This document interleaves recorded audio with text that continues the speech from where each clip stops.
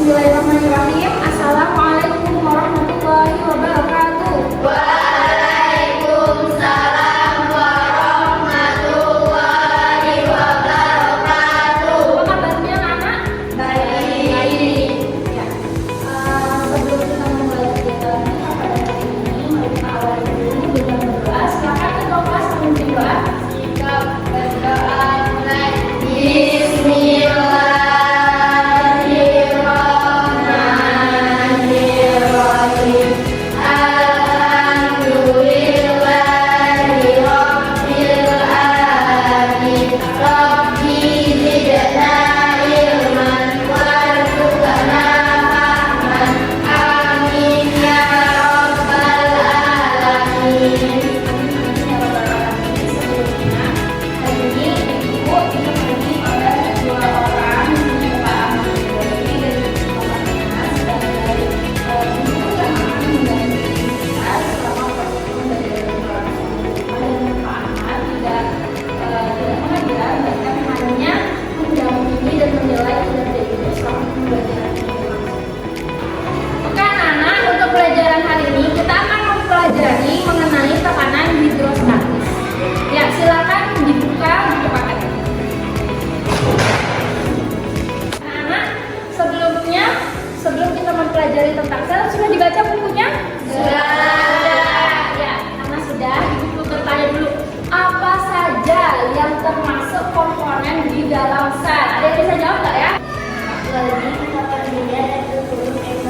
Ya, betul sekali ya. Ada Golgi, ada mitokondria, dan ada retikulum endoplasma.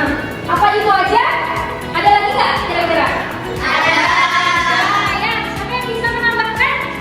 Ya, Dinda apa? Sitoplasma, inti sel, DNA, vakuola. Ya, betul, tepuk tangan ya.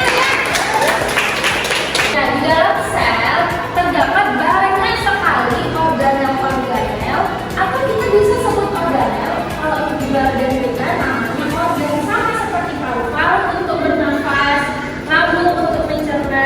Di dalam satu sel juga terdapat organ yang kita sebut juga dengan organel. Organel ini ada yang Golgi, retikulum endoplasma, mitokondria, vakuola, flagel, dan masih banyak yang lain. Seperti yang kita sudah ketahui bersama, kalau di dalam sel ada organel-organelnya. Nah, di sel tersebut salah satunya ada yang namanya mitokondria. Apa sih fungsinya mitokondria ini? Mitokondria berfungsi sebagai alat respirasi di dalam sel. Kalau di dalam tubuh kita punya paru-paru, maka di dalam sel ada alat yang juga berfungsi sebagai respirasi atau pernapasan yang nantinya akan menghasilkan tenaga atau ATP yang disebut dengan mitokondria. Nah, selain mitokondria, ada juga yang dinamakan dengan vakuola. Vakuola jika mitokondria berfungsi untuk pernapasan, maka vakuola sama fungsinya dengan lambung, yakni untuk sistem pencernaan dalam sel. Anak-anak, sebelumnya Ibu mau menjelaskan dulu seperti yang sudah ada di buku paketnya. Kalian bisa melihat di sana ada gambar sel ya. Nah, apa itu sel? Sel adalah satuan atau unit terkecil makhluk hidup. Kenapa dikatakan unit? Kalau kalian kalian kan ada mobil kan? Kalau orang jual mobil, itu pasti bahasanya ada satu unit mobil. Ya, kenapa dikatakan satu unit sel? Karena di dalam sel itu tidak hanya luarnya saja, tapi ada dalam-dalamnya juga. Sama kayak mobil nih, dia ada tempat duduknya, ada setirnya, ada gasnya, ya ada penumpangnya. Nah, itu dinamakan satu unit rumah. Ada bagian ruang tamunya, ruang kamar mandinya, dapurnya. Sama seperti sel, dia dalam satu unit, dia sudah ada sistem pencernaan, sistem pernapasan, terus ada yang bergerak diri, ada yang bergerak juga.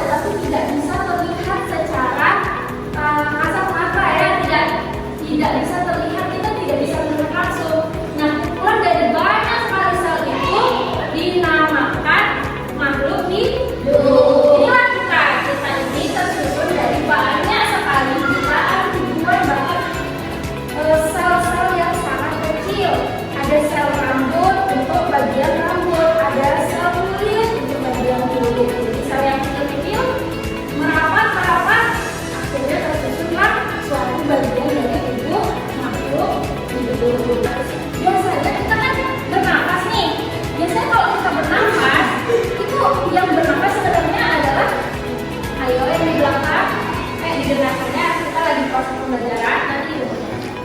Nah, jadi ketika kita bernafas, dari yang ibu jelaskan tadi sudah mengerti? Sudah. Ada yang mau ditanyakan? Tidak. Nah, alhamdulillah sudah mengerti semua.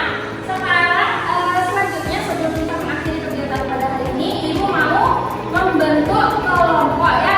Jadi silakan, karena di kelas ini ada sekitar 25 orang, kita akan membentuk menjadi 2 kelompok saja. Ayo silakan dibentuk kelompok.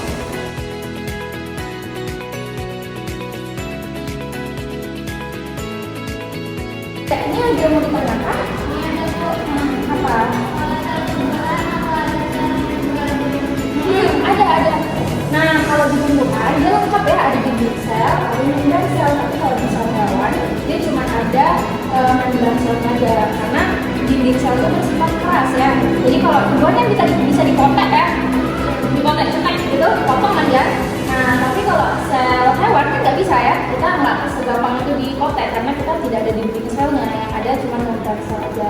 Nah, membran sel ini sifatnya lentur ya. Saya umpamanya ada yang susah, ada yang ditanyakan? Nah, iya apa ya? Nah, kalau klorofil itu dihasilkan di organ sel yang namanya kloroplas ya. Jadi di kloroplas nanti dihasilkan klorofil. Kenapa daun itu warnanya hijau? Karena mengandung klorofil.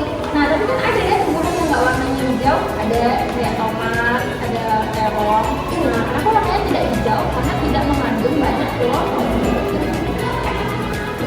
Alhamdulillahirobbilalamin, pelajaran hari ini sudah selesai dengan baik. Silakan dibuka pakai halaman 50. Di sana ada tugas mandiri, silakan dikerjakan